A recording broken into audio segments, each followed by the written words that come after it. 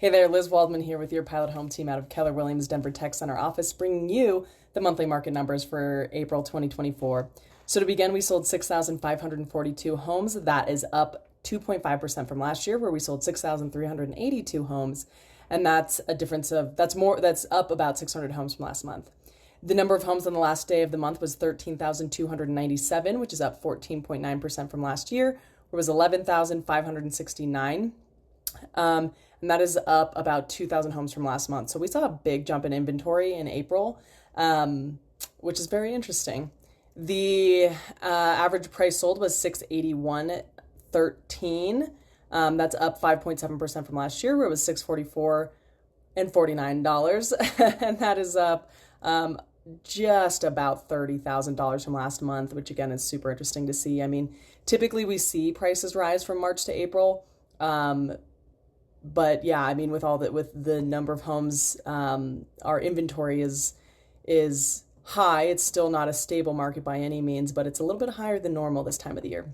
The average sale price was $708,825. That is up 5.9% from last year. It was $669,452, and that is actually down about $8,000 from the last month, which is super interesting. So I guess sellers are maybe getting a little bit wiser about where they should be pricing their houses.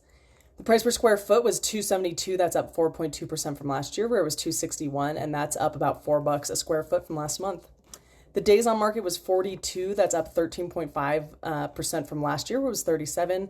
However, that's down 9 days from last month. So, things are moving quicker in April, but still a little bit slower than last year.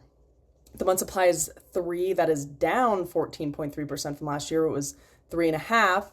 And that is no change from last month, which, again, the month supply is 3. That's a high number that we haven't seen in a while, but a stable market is really like a 6 to 9 month supply. So we're still not quite there yet.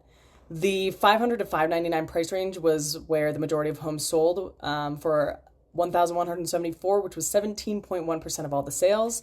And then the 400 to 499 price range came in second at 16.8% of all the sales, followed by the 600 to 699 price range at 13.4% of all the sales, which is from 400 to 699, that accounted for 47.3% of all the sales, which is actually down over 3% from that group last month. I mean, the biggest change was in that 500 to 599 price range, which it went down 2% in all the sales.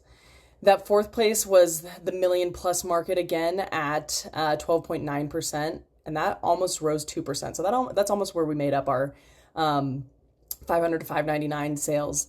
The next one was the 300 to 399 price range at 10.3% of all the sales, and that's up slightly from last month.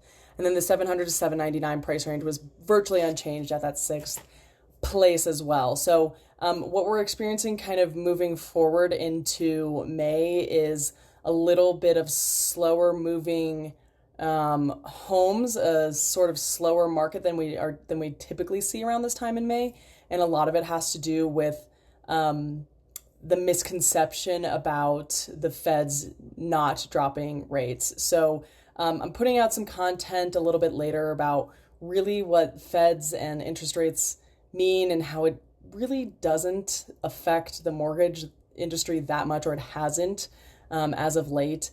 And that, right now is actually a really, really great time to buy. And as you can see, we've been up year over year in price for about a year and a half now, which is great. So it's still really good for sellers. So if you have questions about whether you should buy or sell, kind of a more micro look at your neighborhood in particular, what that looks like, as always, feel free to reach out to us at 303-956-2765 or visit our website at www.yourpilothome.com, and I will talk to you in a month.